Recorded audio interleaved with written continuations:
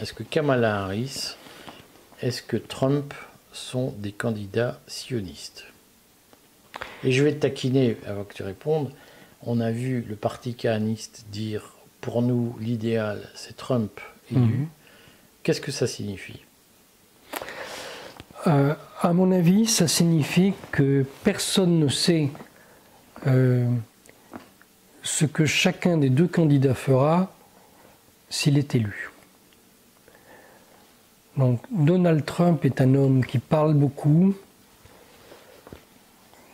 qui fait des promesses ici ou là, mais des promesses d'ordre général. Il dit qu'il a beaucoup fait pour Israël et qu'il fera beaucoup pour Israël, mais il ne donne aucun engagement précis. Et il arrive à obtenir le soutien aux États-Unis des pro-Netanyahou. Ce qui n'est pas rien. C'est un enjeu considérable. Hein. Mais autour de lui, il y a une équipe qui n'est pas sur cette ligne. Alors, je ne sais pas ce qu'il va faire. Du côté de Kamala Harris, elle dit qu'elle elle demande un cessez-le-feu à Gaza. Mais elle ne condamne pas l'épuration ethnique. Elle dit en général, c'est pas bien de tuer des Palestiniens. Mais, je vais te faire un peu de contradiction, oui.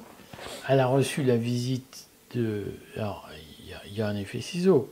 Elle a reçu la visite de Benjamin Netanyahou, juste avant les frappes en Iran, etc., qui ont donné lieu à des déflagrations, ou des prétendues déflagrations, on dira 3 mots, même si on a beaucoup parlé.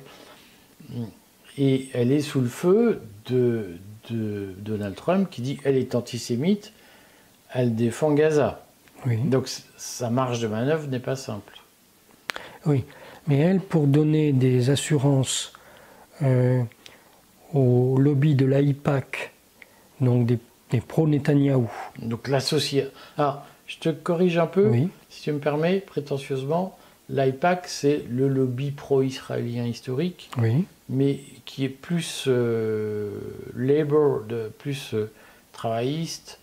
Oui, mais qui aujourd'hui soutient Netanyahou. Netanyahou, oui, mais c'est pas le plus dur. Oui, c'est pas le plus dur. C'est pas le plus dur. Mais le fait est qu'aujourd'hui, il reste fidèle à qui est au pouvoir en Israël, quelle que soit cette personne. De temps en temps, il nuance quand même, en disant Netanyahou va trop loin. Oui, mais c'est pas neutre. Il y a des lobbies plus pro-Netanyahou que l'AIPAC aux États-Unis. C'est-à-dire, ce ne sont pas des gens qui partagent les idées sionistes révisionnistes de Netanyahou, mais ils le soutiennent parce qu'il est au pouvoir en Israël. D'accord. Donc, pour montrer qu'elle soutient l'AIPAC sans le dire publiquement, d'une part, lors du congrès du Parti démocrate où elle a été désignée sans vote comme investie par le Parti démocrate, elle a donné la parole à une famille états-uno-israélienne qui a dont des membres sont otages du Hamas aujourd'hui, mais elle n'a pas donné la parole à des pro-palestiniens. Alors qu'il y avait des manifestations pro-palestiniennes dans les alentours. Oui, mais qui n'ont pas été très importantes. Bon. Et surtout, elle a envoyé son mari, qui est un juif pratiquant. Qui n'est pas entendre. Qui n'est pas entendre. Hein. Elle a envoyé son mari rencontrer des associations juives pour leur dire qu'elle est tout à fait sur la ligne de Netanyahou.